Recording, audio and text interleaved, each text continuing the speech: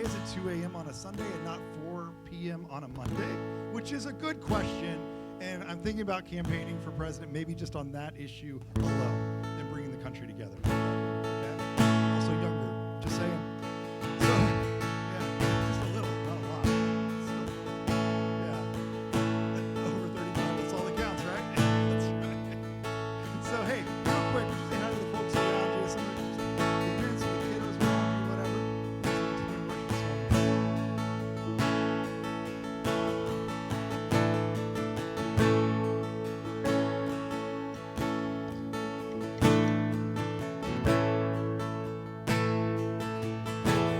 this morning.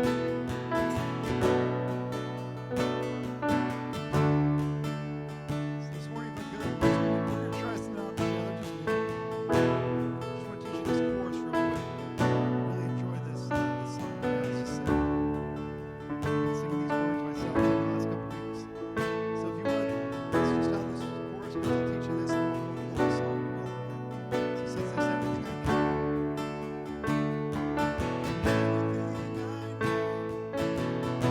easy, okay?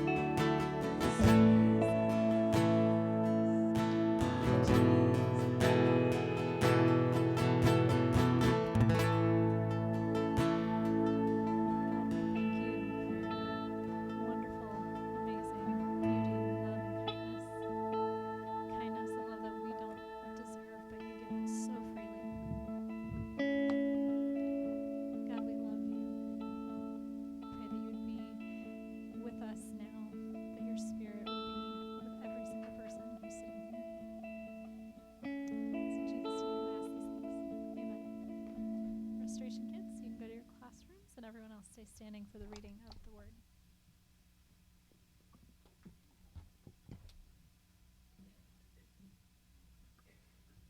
Today's teaching text is Luke 15:11 through 32.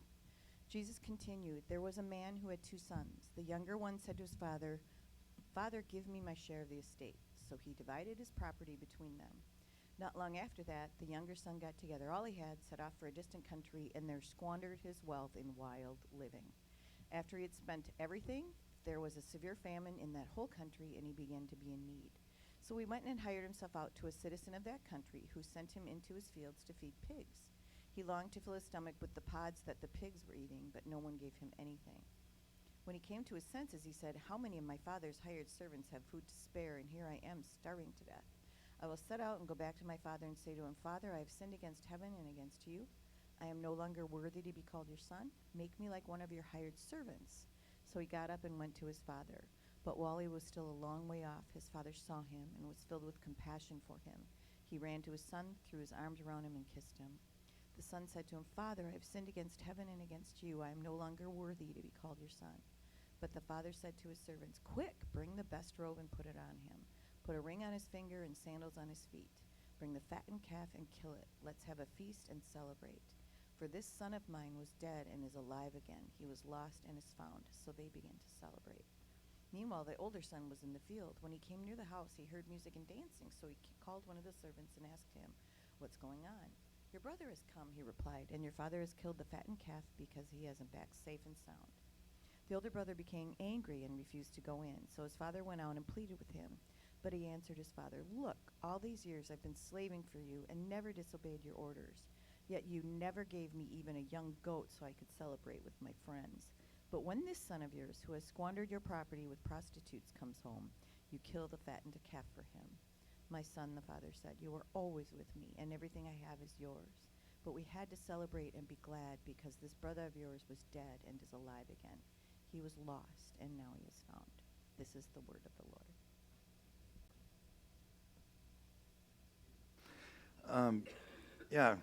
Hopefully we're all at least a little familiar with that passage, but before we get there, we've got some work to do to talk about kind of what leads us to that passage and to that story. A few weeks ago, we went to Universal, and we were over there, and we were talking about the last time we were there. And the time before that, we had shown up there, and the kids were like, "Do you think you're going to get the discount again that we got?" And I was like, "I don't know what that means." Like, I couldn't remember what they were talking about. And I remember later that the first time we went to Universal, we showed up to Universal Studios, and we checked into our room and to get our tickets and stuff. And they said, "Do you have your employee ID with you?" And I was like, "I don't." Is that is that I don't know, like, is I supposed to bring my employee ID for my work? Or do you think, or does everybody that comes to Universal work for Universal? Are we now employees? Is this a self-checkout situation where I came to the Publix and now suddenly I work at the Publix because I also do the self-checkout? Is that what's going on now? And I was like, "Well, here's my W-9. I'm happy to apply. I don't know, like, if you want to pay me for being here, that's great." And they're like, "No, well, like, do you have your," and they said, "Do you have your NBC Universal employee card with you?" And I was like, "I don't." And they were like, "Well, it's okay. Here's your ticket. Just use this throughout the park." I didn't say no.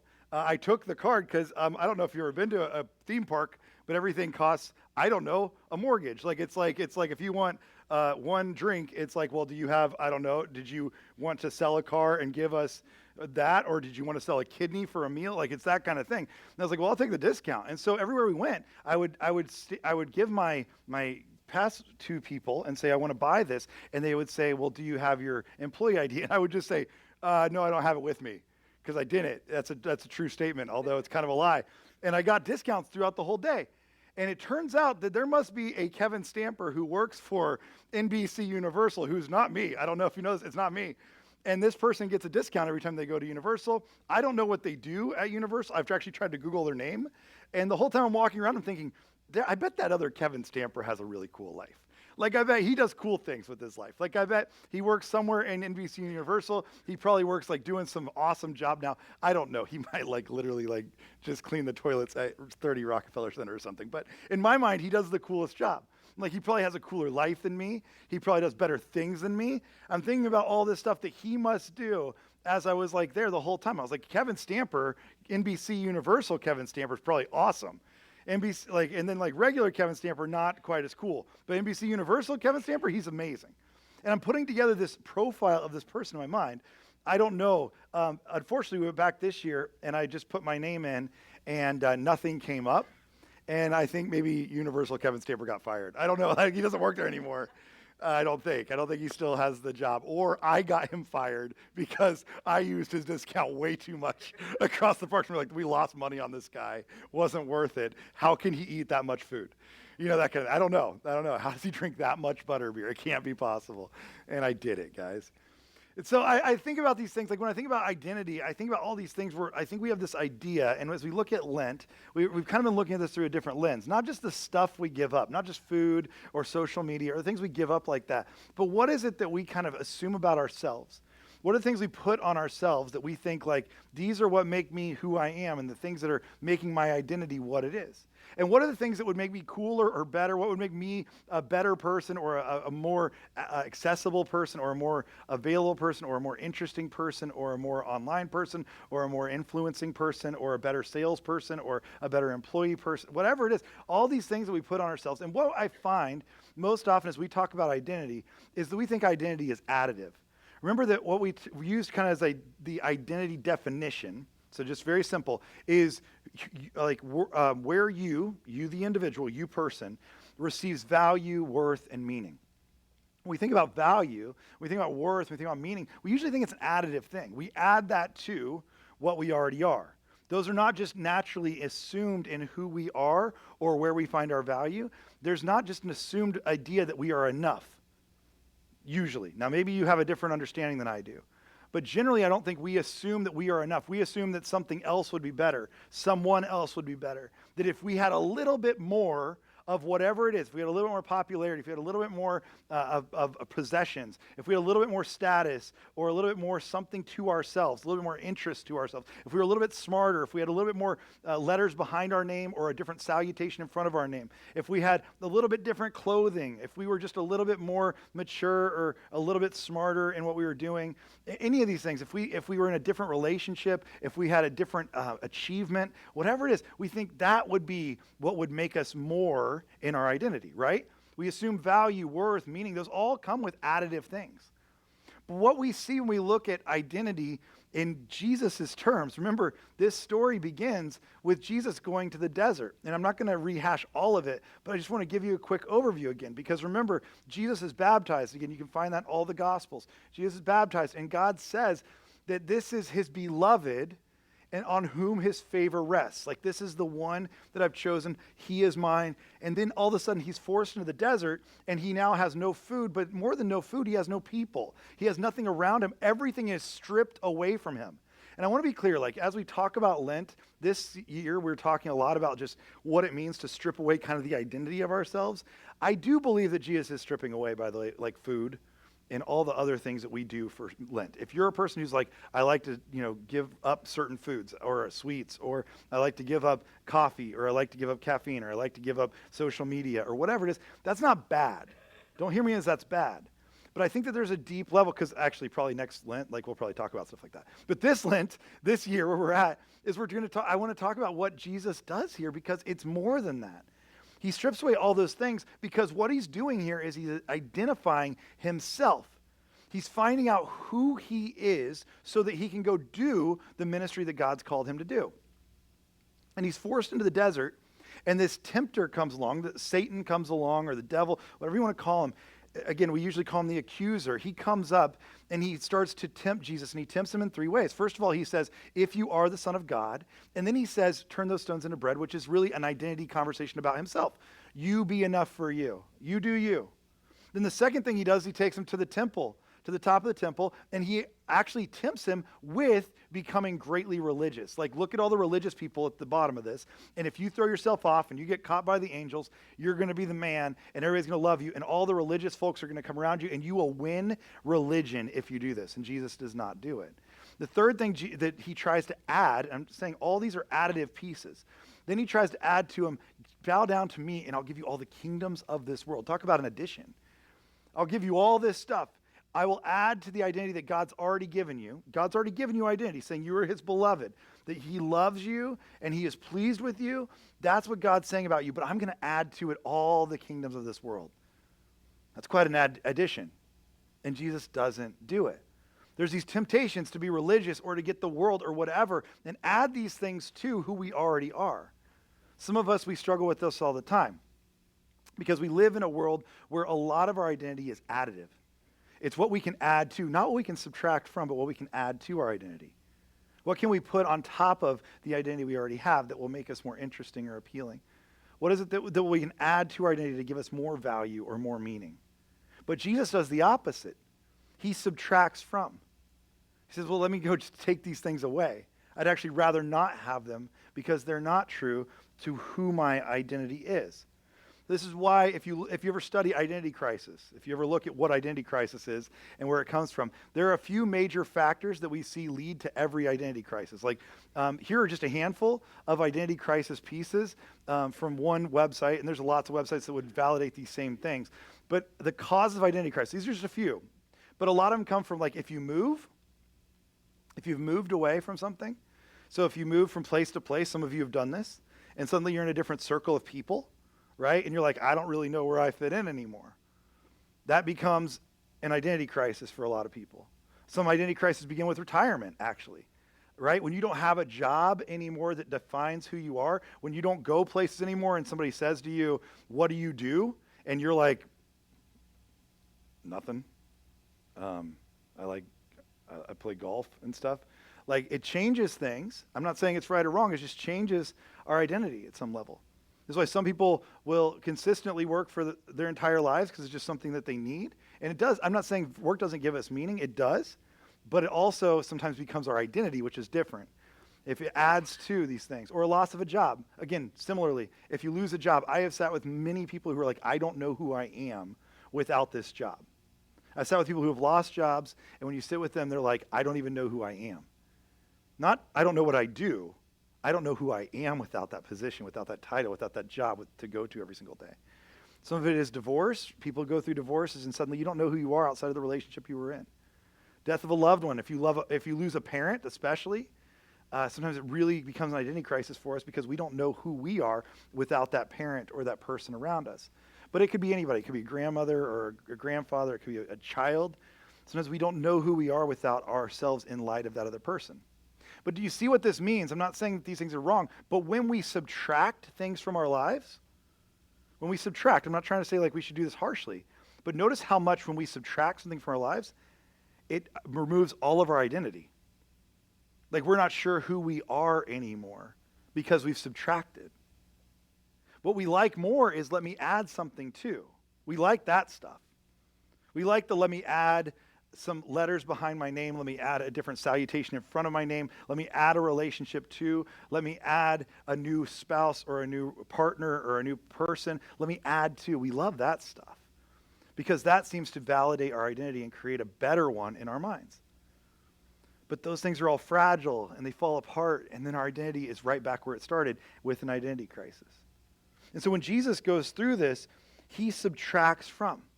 Remember, as we talked about last week, he gives this call. This is why we end up in Matthew 16, where Jesus, he gives this call to his disciples in Matthew chapter 16. And he says, whoever wants to be my disciple must deny themselves. Not hold on to more, not add to themselves, not give more stuff to themselves. What they need to do is actually subtract from who they are. They need to like remove those things, deny themselves, take up their cross, and follow me. The only thing you're adding is Jesus and the burden that Jesus is giving you, the things that Jesus is giving, and you're going to follow me. You're going to subtract all the other things the world has given you. That's what you're going to do. For whoever wants to save his life will lose it, which is not something we love to talk about. Again, this isn't like a good sales pitch. This is not something that you're going to hear a lot of like great sermons on because it's really difficult to talk about. But whoever loses their life for me will find it. And he goes on, what good will it be if a man gains the whole world, forfeits his soul? What can anyone give in exchange for his soul? Like, what can you give in exchange for the person that you are at the core of you? And if you think, just out of curiosity, like, just really quickly, this teaching of Jesus shows up so many times. This is not a one-off conversation. In fact, back in Matthew 9, Jesus says the same thing. If you go back to Matthew chapter 10, in Matthew chapter 10, he says the same thing. Anyone who loves their father or mother more than me is not worthy of me. Anyone who loves their son or daughter more than me is not worthy of me. He's given this whole thing about if you want to be a disciple. Again, terrible sales pitch. You'll never see this on a billboard for Jesus. This is not on the He Gets Us campaign, right? It's like He gets us. Hate your father and mother. It's not a good sales pitch. And this is what Jesus is telling people who want to follow him. And he says, whoever does not take up their cross and follow me is not worthy of me. And he says, whoever finds their life will lose it. Whoever loses their life for my sake will find it. And again, he does this multiple places. All over. I mean, it's really interesting because if you think of all the teachings Jesus did, people had to write these down. They had to hold on to his core teachings. And this one shows up in multiple places. In fact, in Luke chapter 9, we see it. So Luke chapter 9, he says the same thing. He says, deny yourself, take up your cross, follow me. In Luke chapter 14, I believe it is, he says the same thing. He says, whoever does not carry the cross and follow me cannot be my disciple. In Mark chapter 8, he says it again. He says, then the crowd came along, and these are people who want to follow him. And he's saying, no, if you want to follow me, it's not going to be as easy as you think. Whoever wants to be my disciple must deny themselves, take up their cross, and follow me. Like, this is a consistent teaching of Jesus, and it flies so much in the face of everything we're taught in our culture about identity. Because he's saying you need to lose your life to find it. That in the denying of yourself, you will discover a whole new self. If you actually remove things from your life, if you actually decrease those things, you will gain in what it is. Sometimes what he's saying is less is more when it comes to your identity. Less is more. Now, this is so opposite of everything we've been taught. This is not the way we're wired. I listen a lot to a band called the 1975. I wouldn't recommend that you listen to it with your kids or whatever. But I really enjoy this band. I think Maddie Healy speaks a lot to kind of the millennial generation and kind of what they're going through, all the way down to some Gen Zers. We were at a concert not long ago. Marie and I went to just a little bit. We only got to stay for the first half of the concert because we had something going on. But it was a fantastic concert. But it was just so interesting to watch people around us that were younger than us mostly, because we're older, and we're in our 40s now, and we're not as cool as other people, and I didn't belong there. I totally did not belong there. I guarantee we were some of the few people who had to get a sitter to go to this concert. But I'm watching how kids are just responding to the lyrics that are being sung, because I think they resonate. And one of my favorite lines, by the way, it's not from just about identity that he says, is in a song called Ugh. And at the beginning he says, hey boy, stop pacing around the room. And I love this line, using other people's faces as a mirror for you. And I love this idea that he's looking for something, for an identity, and he's using other people's faces as a mirror for himself. But a few years ago, they wrote a song, and it was called If I Believe. And If I Believe You. And this actually is the picture that came with the song. It's on the cover art.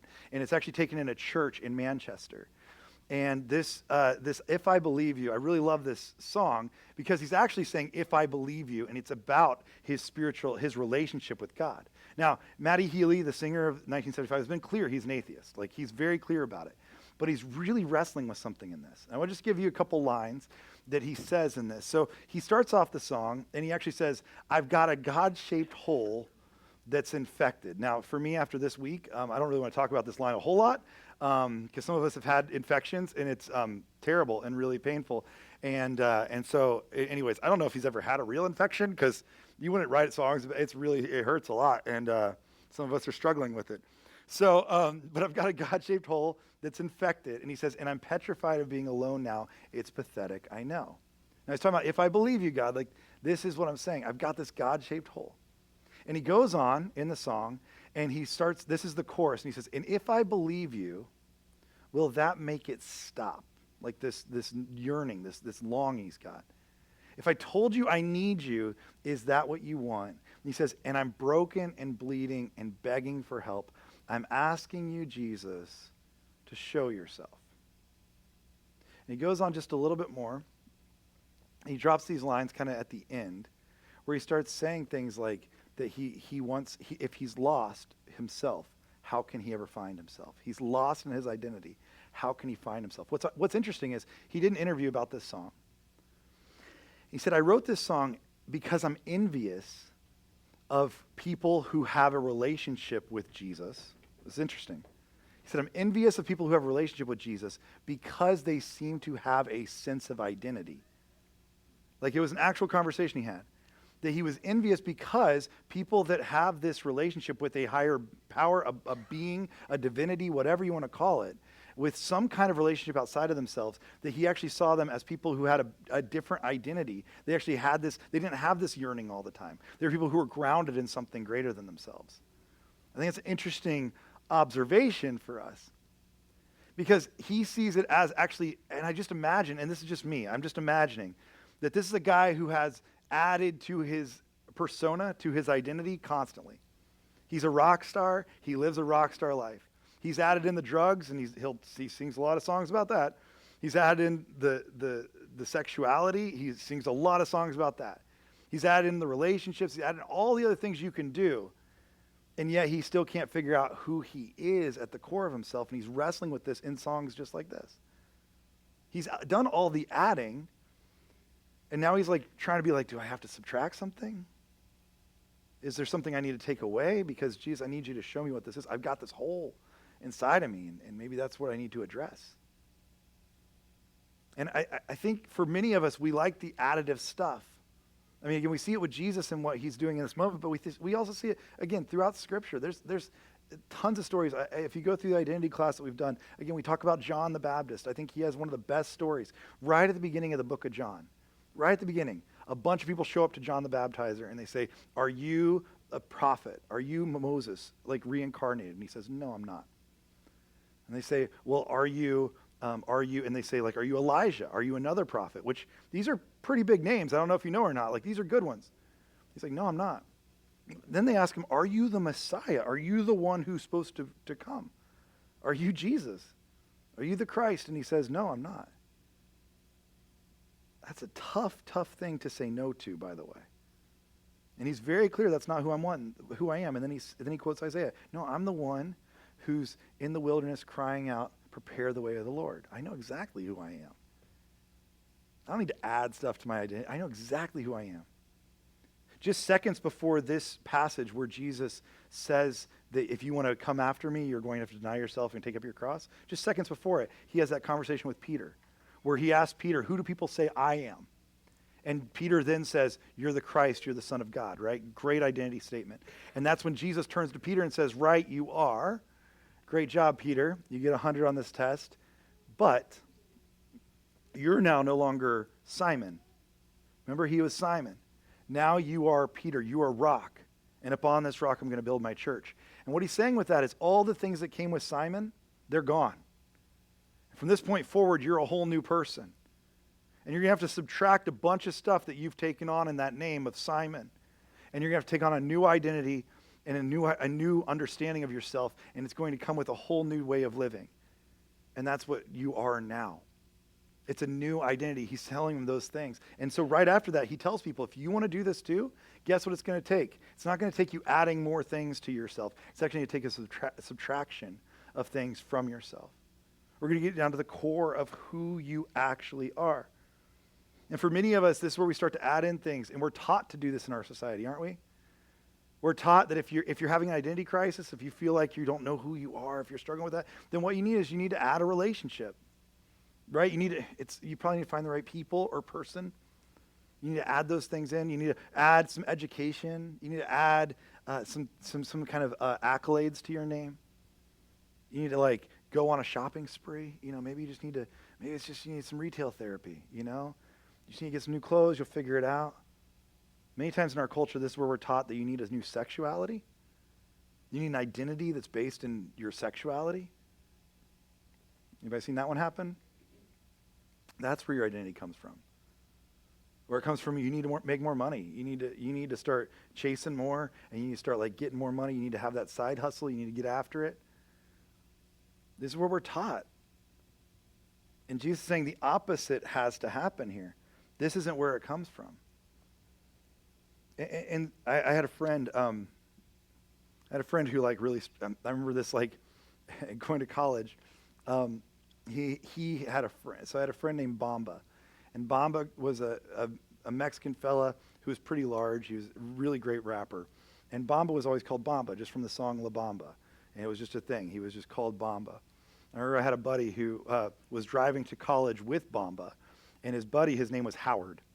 And Howie was like, I need a cooler name. You've got a name like Bamba. And we're going to college. And we just need to like rename ourselves. Like we need to brand ourselves because it's college. And we're going to be new people at college. Right? We're going to be cooler. We're going to be hipper. And you're already Bamba, which is pretty cool. And he's like, I need a nickname. I need like a really cool nickname. And all of a sudden he was like, I think I'm going to be named Cornbread. I don't know why he chose Cornbread. Like, it's not a cool nickname. And he was like, I'm Cornbread. And I tell you what, to this day, if I ever see Howie, I'm like, hey, Cornbread. I will tell you now he like shudders at it, right? Because he's like, oh boy, that wasn't a great name for me. That wasn't a good choice. And he knows the things he did under the name of Cornbread. He knows the things he did while he was named Cornbread. He's like, oh, that wasn't a good thing, right? And he does not want to be called Cornbread anymore. His Facebook profile is Howard now. He's gone back. He's all the way back, right? And so many of us, we want to add those things in. We want to make that who we are because we think that's going to make our identity better. It's going to be cooler. And it usually backfires on us because what happens is those things that we think make us who we are, make us better or more, again, agreeable or likable or whatever, those things actually end up backfiring more often than not because they're fragile. They don't last forever. They're not something you can rely on because as soon as they're gone, our identity starts to crumble again. And so you might be wondering, like, and maybe even wonder this the whole series, like, where does this come from? Where does like real identity come from? How do I find identity in this? So David Benner, who is an author who writes a lot on identity, and actually, if you want to just save time, and I should just apologize to you. You should just go read his books instead of like listening to me talk ever. Go read, especially the Gift of Being Yourself. Phenomenal read, not a tough read, very simple. But David Benner writes about this stuff. And David Benner writes specifically about what it means to have this identity. And in his quote, he says, in one quote in the book, I love this line, by the way. He says, Christians affirm a foundation of identity that is absolutely unique in the marketplace of spiritualities. I love that. It's different than any other identity. And here's why. Whether we realize it or not, our being grounded in God's love. That's where this comes from. It's being grounded in God's love. The generative love of God was our origin. The fact that God created us, right? The fact that he is a creator, that's our origin story. That's where it comes from. I love this because he's saying we're not generative. You don't have to create more stuff. Because of God's love, things are created.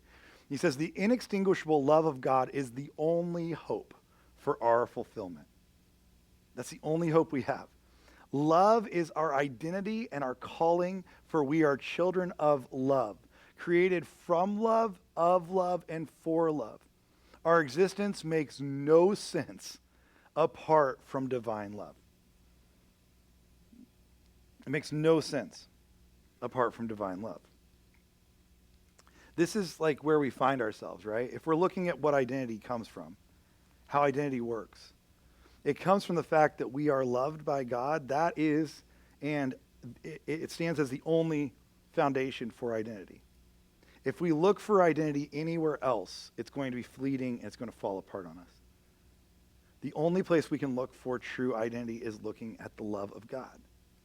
Because it's the only thing that we promise. This is why we sing songs, by the way, about how God's love never fails us. This is why we remind ourselves that God's love never fails us. Why? Because it's the only source of identity we have. If it does fail us, we have no identity. But it doesn't fail, and therefore we have identity based on that alone. That's the only thing that matters. And if we start seeking the approval of others, which I am prone to do, and I've been very clear about that, I think that if we're prone to seek the approval of others, that is fleeting, and it will come and go as quickly as we saw it happen. It will walk away from us. It can come and go on a moment's notice. We live in a world where love, as we think of it, and approval, as we like it, and all those things will come and go so quickly. Tonight is the Oscars, and there's going to be a bunch of people who are heralded as the best of all time, and then some of them are going to stand up and slap somebody else, and then you're going to be like, I hate that guy's guts now forever. It all happens so fast. It will change your opinion in seconds. This is what happens in our world. Everything is fleeting. Everything is futile. It's not going to last. But the love of God, if that is the foundation upon which you build your identity, it will never fall flat. Because I don't know how to tell you this, and maybe you don't believe me when I tell you this. But God loves you right now as much as he ever will love you. There's nothing you're going to do that's going to make him love you more. And God has loved you to this moment as much as he loves you now. You didn't do anything better or worse. There's nothing you have done to earn it. But because you're his creation, your identity is found in him, and he loves you as much now as he ever will and ever has. That's a terrifying thought, because I also know the terrible things I've done. And he's loved me through those just as much as he loves me when I've done really good things. There's no changing in that, and that's why our identity is built in it. That's why we see this story that Amy read for us, and we all, again, are familiar with. But why we see this story in Luke chapter 15. When Jesus is teaching about this stuff, Jesus teaches specifically through all this because this is a story not just about a son coming home. It is a story of identity. So think about this for a second, but here we go. So Matthew 15, starting in verse 11. Jesus continued, there was a man who had 2 sons. Remember this, by the way, from what we talked about earlier. There are 2 sons in this story, not just one. We only want to talk about one, but this is a story of 2 sons. In fact, if you look back at chapter 15, look at that first line. If you have your Bible open, look at the first line of chapter 15. It says there were tax collectors and sinners that he was talking to, but there was also, verse 2, Pharisees and teachers of the law. He has 2 parts to his audience. He's not just teaching to those that are lost in the sense that we think of, that they're worldly, the sinners and tax collectors. He's also talking to the Pharisees and the teachers of the law all at once. This story hits both parts, not just one. And he says, as he talks about it, there were 2 sons. The younger one said to his father, "Father, give me my share of the estate." So he divided his property between them. Not long after that, that younger son got together all he had, all the stuff he had, set off for a distant country. There he squandered his wealth in wild living. He went to another place, and maybe some of us can relate to this, by the way. Our identity needed to be found somewhere other than where we were from, and I'm not saying that's all bad. We live in a transient world. But we needed to get away from who we were. We needed to go towards who we now want to become. He goes away from where he was, from the love of the Father, and he goes somewhere else to say, I'm going to create my own identity. And notice what he takes with him. A bunch of stuff. He tries to add on to who he is in the Father's eyes. I'm going to make something of myself. I'm going to show you who I can be. Let me go my own way and create my own destiny on this. And it says, after he spent everything there was a severe famine in that whole country, and he began to be in need. Uh-oh. All the stuff he'd put his identity in dried up. Not that that's ever happened to any of us. I'm just saying. Could. And it says, so he went and hired himself out to a citizen of that country who sent him into his fields to feed the pigs, which we don't have time to get into all that, but it is a huge demotion, also like an unclean thing for a Jew to be doing this. He longed to fill his stomach with the pods that the pigs were eating, but no one gave him anything. These are not like Tide Pods, but these are like really gross food. This is the worst of the worst. He's trying to eat even what the pigs eat. He can't even get there. But when he came to his senses, he said, how many of my father's hired servants have food to spare? And here I am, I'm starving to death. I'll set out and go back to my father and say to him, Father, I've sinned against heaven and against you. I am no longer worthy to be called your son.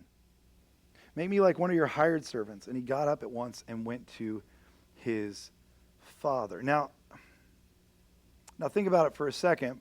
But what he's saying is that because of what he's done, he no longer has son status, that his father probably does not love him as much as he did before. There's a different relationship they're going to have now. I'm no longer in that loving relationship as a son. I'm now a servant.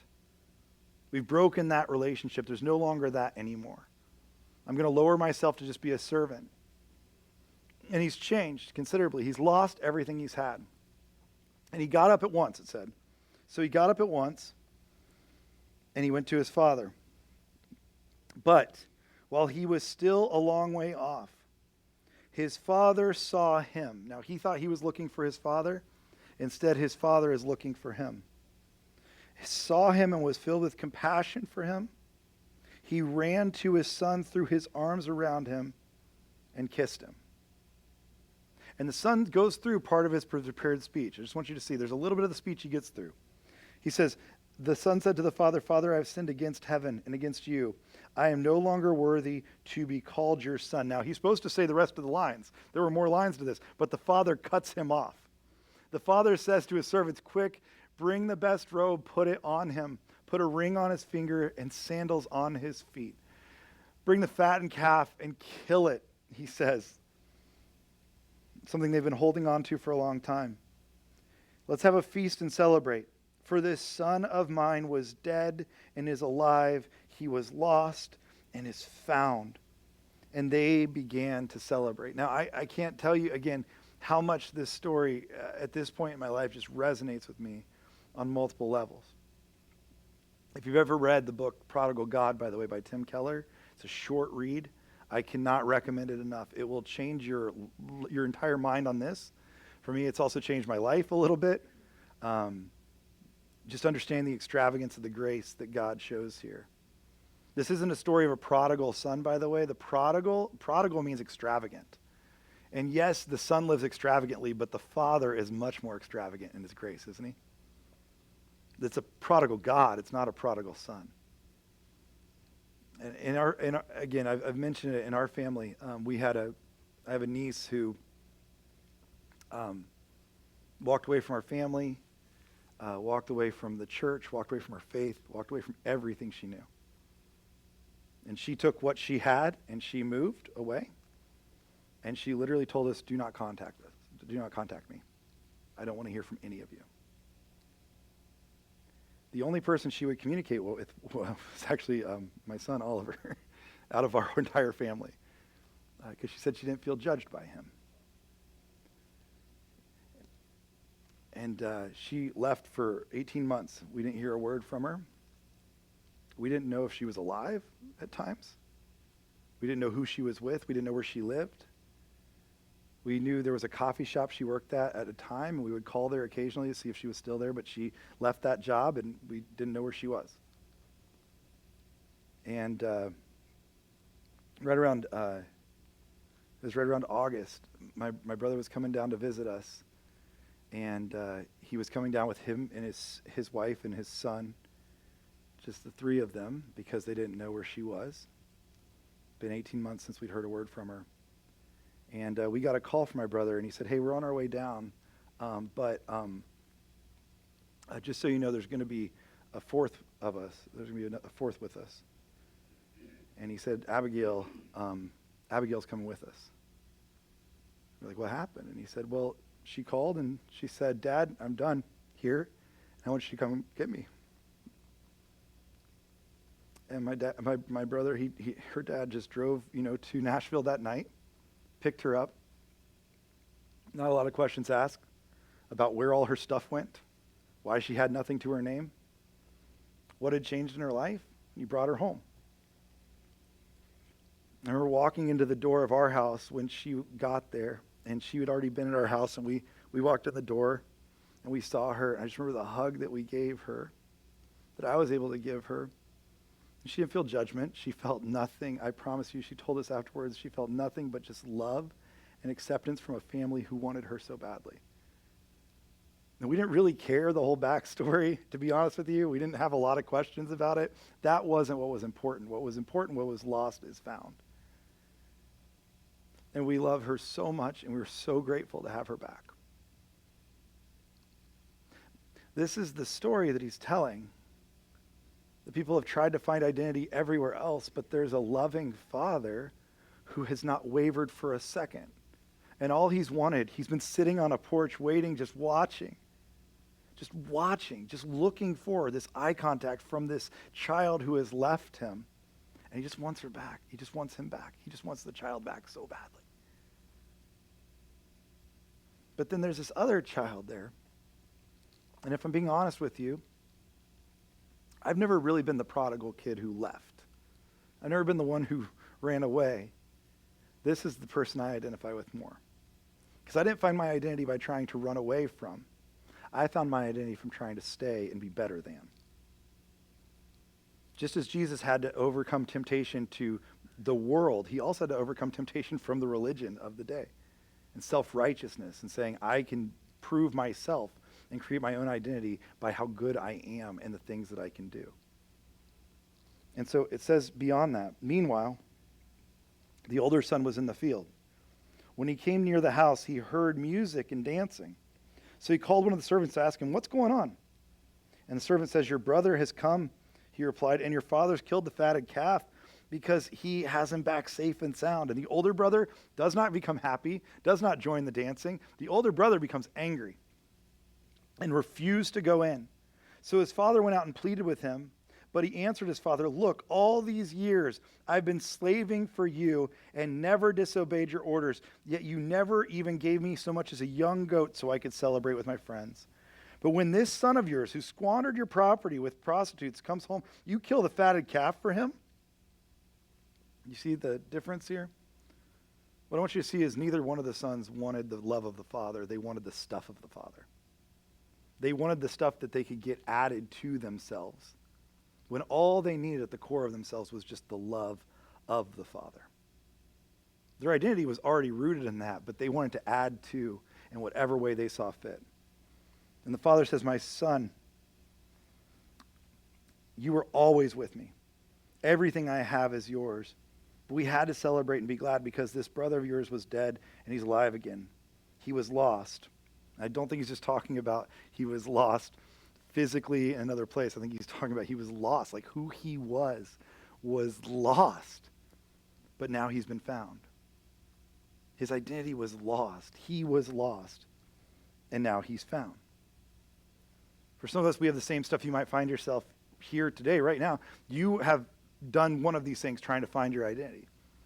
Maybe you've gone towards religion like really hard where it's like, I'll prove my identity by proving how good I am at this. And my self-righteousness and how much better I am than others and looking down on others and whatever I can prove in myself, that's where I find my identity. And again, if I'm being honest, that's been me. But some of us, we find ourselves looking for identity in the world.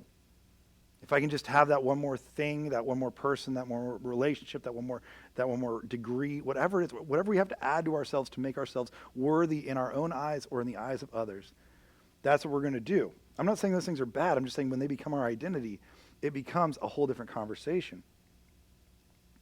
And it's interesting because I find myself relating to the younger son at times and the older son at times. But if I'm being honest with you, and this is just maybe where I'm at in my life, is there are times where I actually relate quite a bit to the father.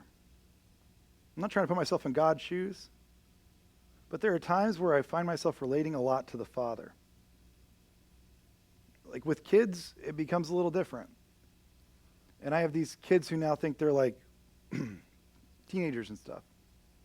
You know, like they're like growing up. And there's going to be things that change, right?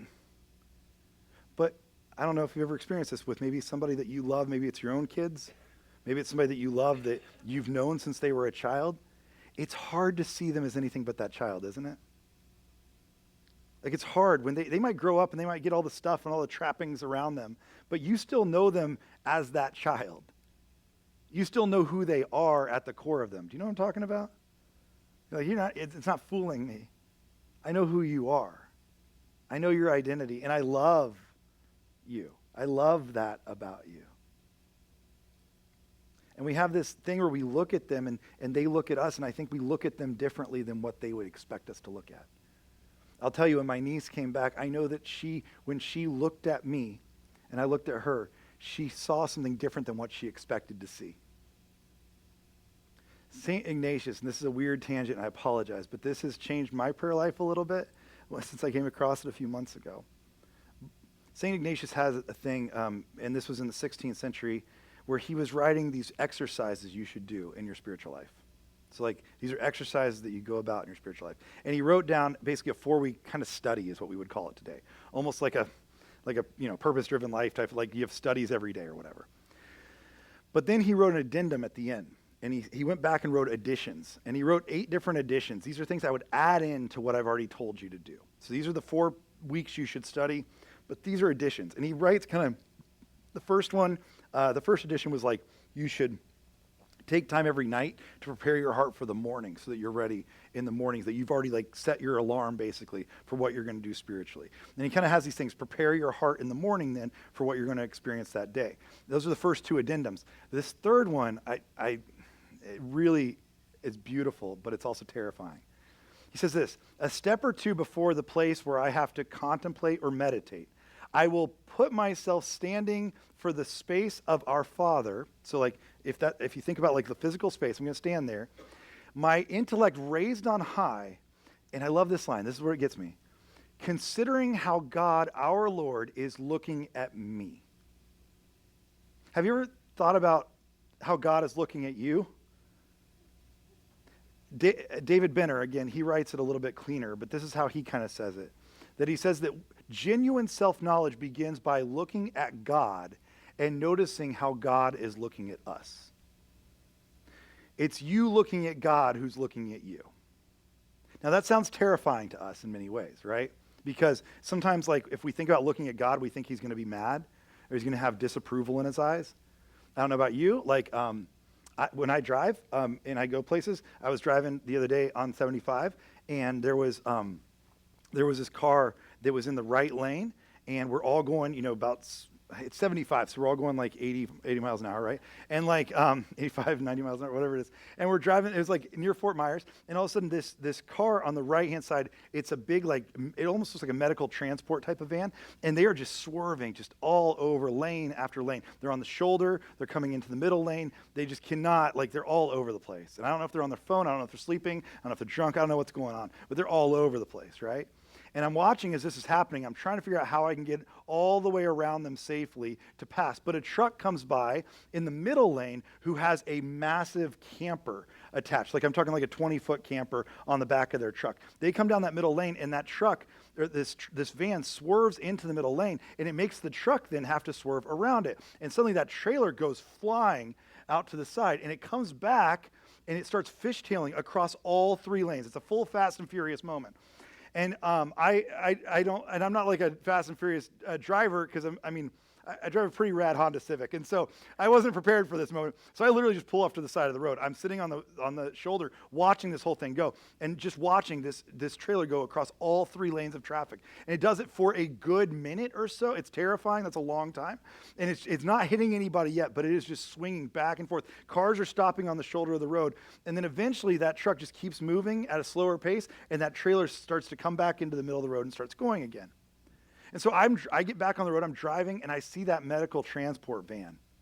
And I'm not a honker, and I'm not like a finger waver or something. I'm a starer. I'm a glarer. You know what I'm talking about? So I just pull up and next to him, and I give him the look. And I make eye contact like, you know what you did, buddy.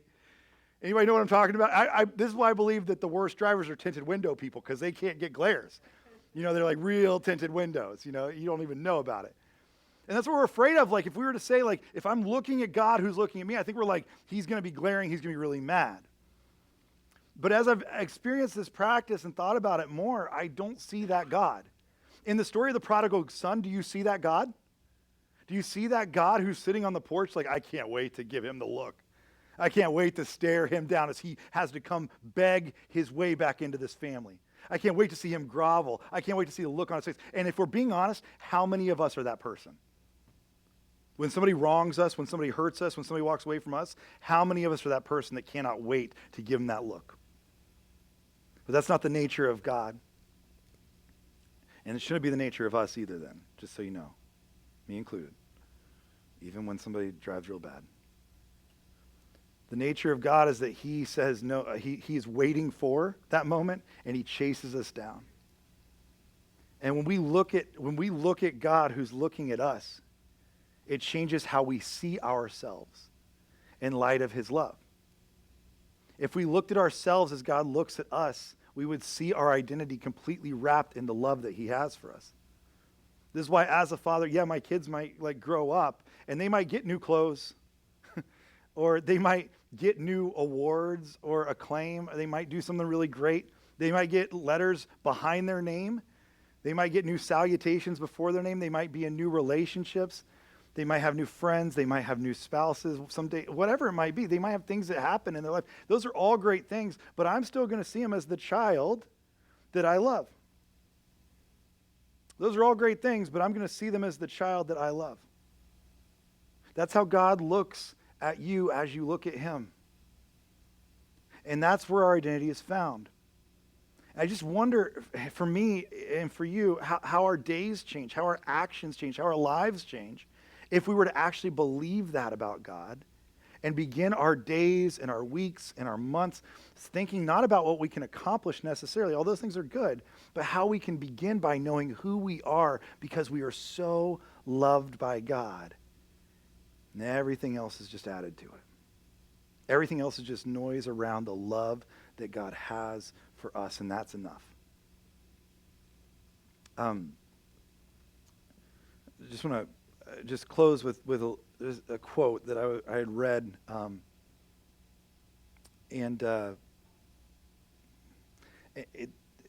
Henry Nouwen, who's an author who wrote a bunch of great writings, but he wrote this letter. It was really more meant to be a letter, but it was called The Life of the Beloved. And he was writing it to a friend who was not a Christian. And he was trying to tell him about how identity worked for him as a Christian. It was literally about identity. This is who I am. He was trying to explain what it had been like for his friend. And I'm just going to tell you, this resonated so deeply with me. But this is what he wrote to his friend. He said, though the experience of being the beloved has never been completely absent from my life, I never claimed it as a core truth. Like I never made it the core of me. And he said, I kept running around in large or small circles, always looking for someone or something able to convince me of my belovedness. Could somebody else do that for me? Could somebody else bring that in? And he said, it was as if I kept refusing to hear the voice that speaks from the very depth and says, you are my beloved. On you my favor rests. Do those words sound familiar from the words that Jesus has told? That voice has always been there, but it seems that I was much more eager to listen to other louder voices. These other louder voices would say, prove that you are worth something. Do something relevant, spectacular, powerful, and then you will earn the love you so desire. But meanwhile, that soft, gentle voice that speaks in the silence and solitude of my heart remained unheard, or at least unconvincing. Don't let it be unconvincing. And don't let it be unheard. Because I believe there's a Father who loves you. And he wants you to look at him as he looks at you. And if you saw the way he looked at you when you look at him, you would see nothing but love in his eyes, and it would change your identity from having to be what you can do to being how you are loved by him. For each one of us, my hope is that we go through this journey and we kind of have this understanding that as we chase these other things, that's fine, that they are great and good, but they are not identity and they are not core to who we are. The love of God is the core of our identity, that we are loved by him, and that's enough. If you would, let's stand together as we close. And I do want to just sing together for just a second before we leave here about the love of God, just to put that in our minds and our hearts before we leave here. And so let's pray together as we close this morning. Jesus, I thank you. I thank you for this reminder that the story that you tell, the life that you live that shows us how much you love us. And if we ever doubt it, if we ever start to wonder about it, you remind us over and over and over again. I pray that we would live the life of the beloved. I pray that we would be able to look at you as you look at us and see the amazing amount of love that's in your eyes, the amazing amount of love that you have for us, that we would know how much you care for us and how much you love us, and that would be enough for our identity. I pray whether it's on a daily basis or a weekly basis, whatever it is, that our routine is for praying and spending time with you, which I do hope is daily, that you would put in our hearts and minds this reminder that you love us and that we begin and end there, and everything else is just addition to. That we would seek first your kingdom, your righteousness, yourself, and everything else would just be added in from there. For some of us that are the younger son today, I pray that you would help us to remind ourselves how much you love us, even though we've walked away and we might be feeling guilty for these things or whatever. You would remind us that you're a God of love. For those of us, though, that are on the other side, the older brother who have stayed put and we have our own righteousness, would you remind us that you love us, and that's where we find our identity. Not in works, not in actions, but in your love for ourselves. That's where our identity comes from, first and foremost. And that we would extend that love to others who need it so desperately. I thank you for this reminder, and I pray that you would be with us as just in song, that we would know how much you love us and how much you care for us. And we would put that not just in words, but to our hearts. I pray these things in your name. Amen.